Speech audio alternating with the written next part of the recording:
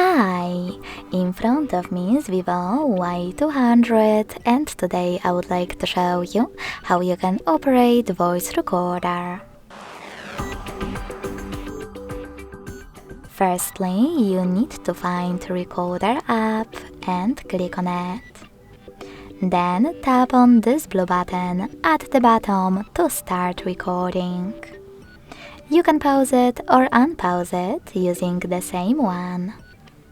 To add a bookmark, tap on the left one, and to end it and save it, on the right one.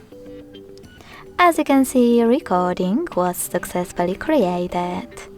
To play it, tap on it.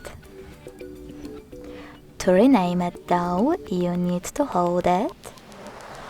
Click on Rename at the bottom in the middle. Type in wherever you want to and choose OK in the pop-up. If you wish to get rid of it, hold it again. But this time select Delete at the bottom and confirm your choice in the pop-up.